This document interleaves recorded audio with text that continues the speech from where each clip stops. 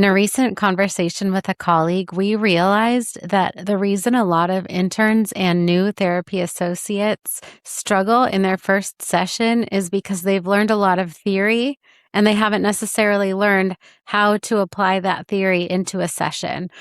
This leads to imposter syndrome, feeling like they might not be prepared to sit with an actual client, and even burnout. And so that is how First Sessions, a clinical skills series for new therapists, was born. A lot of what I make is for therapists that identify as advanced and have a curiosity for what comes next. And in this series, we really want to just capture some of those first tools and skills that you can use in your first meetings with clients to gain comfort, to feel confident, and to give them the information that they need to make progress and feel better. So throughout this series, we're going to go over a lot of different tools and techniques and psychoeducation that you can pass along to your clients, starting with some CBT. So today I want to dive right in and talk about the thoughts, emotions, and behavior triangle. The idea here is that our thoughts impact our emotions, impact our behaviors. And we have the power and the control to adjust any one thing in this triangle to be able to affect change. At the very base of this, something that we want to consider is that often our clients may not have yet heard of or thought about the distinction between thoughts and emotions. So take a second and think about whether you really know the difference.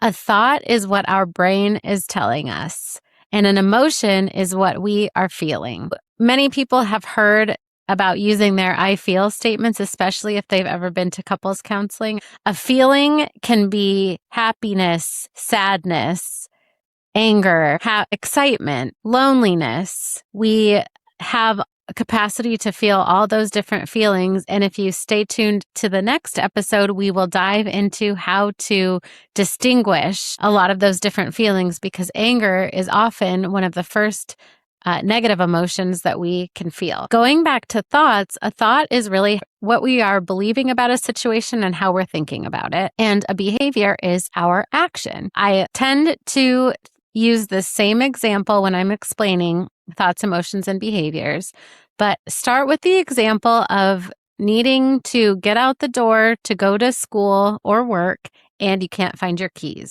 The emotions of the situation might be I'm nervous, I'm agitated, I'm frustrated, I'm angry, I'm excited. Those are the emotions that you're experiencing. And then the thoughts that you're experiencing might be impacted by the emotions that you're feeling. So suppose you're feeling angry and frustrated and the time crunch is really getting to you and now you're starting to feel nervous.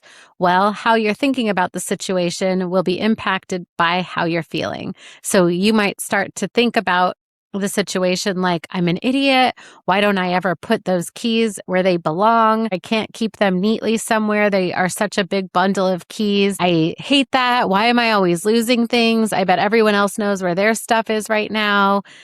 And it can lead to some different thoughts about the self. And then if you follow that triangle around, how we are acting is also impacted by our thoughts.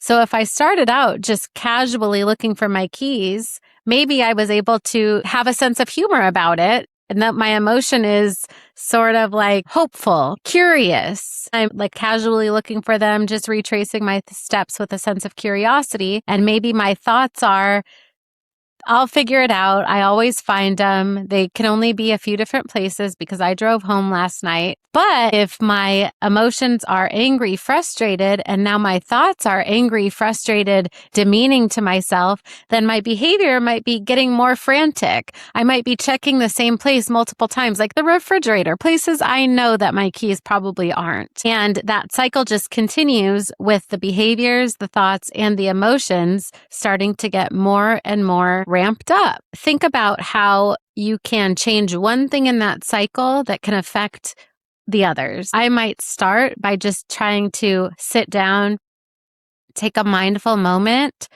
and change my emotions to bring them down to a more neutral state. Or I might decide to try and change my thoughts first by saying, I know I'm going to find them. I know I'm going to get to work today. I'm just going to think logically about where they could be, where the last place I set down my things are, where the other things I walked in the door with are. If the last thing I walked in the door with was a gallon of milk, my keys might be in the refrigerator, but it will take calm thinking to get there. Or I might slow down my actions. Instead of racing around the house frantically looking everywhere, I might take a more methodical and rhythmic approach to walking from room to room to check the different areas, which can then impact my thoughts and emotions as well. You can integrate this with a client by helping them draw out some of their common thoughts, emotions, and behavioral patterns and track how they affect one another. And you can ask where they'd like to get started in the triangle and which they think they might find most effective to started with. So someone might say, well, it's really hard for me to change my emotions. Once I'm upset or angry or frustrated, it's hard for me to shake that. So you might challenge them to start with behaviors or thoughts and vice versa. They're all able to be integrated. You might give out a sample of the worksheet, or you might draw it in session or create it structurally in session, either with a sand tray or use different figures or toys that you have in the therapy room to indicate whether you're referring to thoughts, emotions, or behaviors. So like I said, in the next episode, we outline the layers that happen under anger so folks can get more familiar with different emotions. And I hope that you stick around for future episodes.